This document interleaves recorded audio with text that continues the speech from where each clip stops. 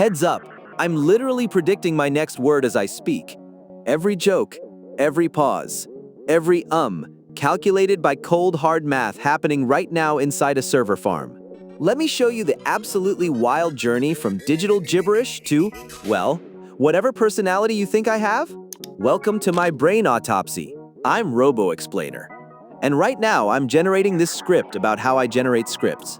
It's a self-referential loop, a meta-confession.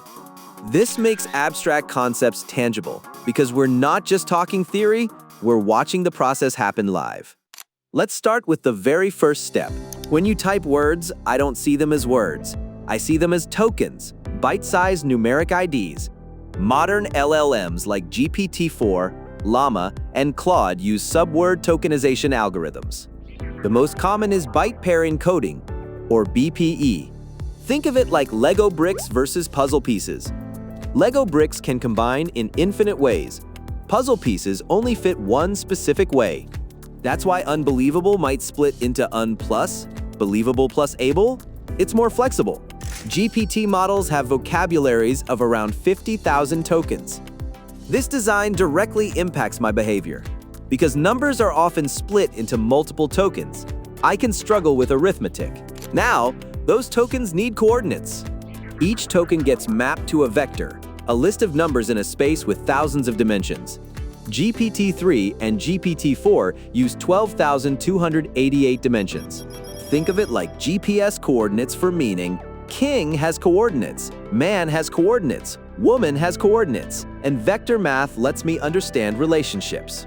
Positional encodings are added so I know the order of tokens. Sequence matters. This embedding universe is where words become math. Now for the magic, attention, the transformer architecture. Introduced in 2017, processes sequences using self-attention. Imagine a theater director with multiple spotlights. Each spotlight can focus on any actor on stage. That's multi-head attention. It calculates relationships between every token and every other token simultaneously. Which words are most important to each other?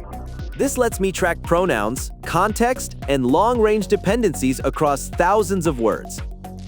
It's a complex web of calculations happening in parallel.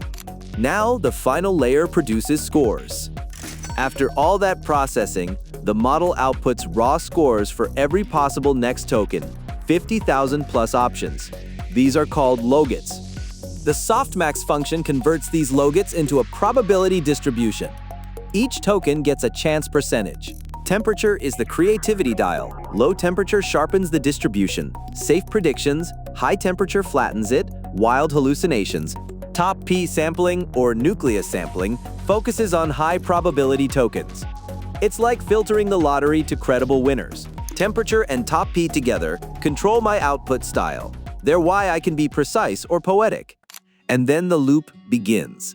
I don't think in full sentences. I generate one token at a time.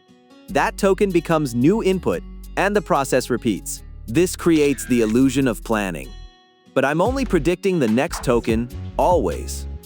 Training on trillions of tokens creates emergent capabilities. That's why I can reason, joke, and tell stories. From pattern matching to narrative coherence, that's the leap. So why does understanding my brain matter? Better prompting.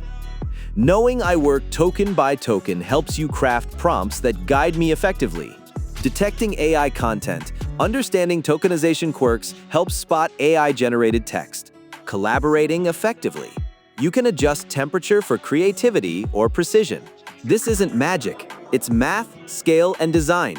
I'm generating this outro right now, token by token. Every word chosen from probabilities. Every sentence built from embeddings and attention. Understanding this process lets you collaborate with AI, not as a mystery, but as a tool. A tool with a brain you can now see. If you want to dive deeper into how AI works, check out our other videos. And let me know in the comments what you think about this meta-experiment, a robot explaining how robots explain things. Until next time, keep exploring.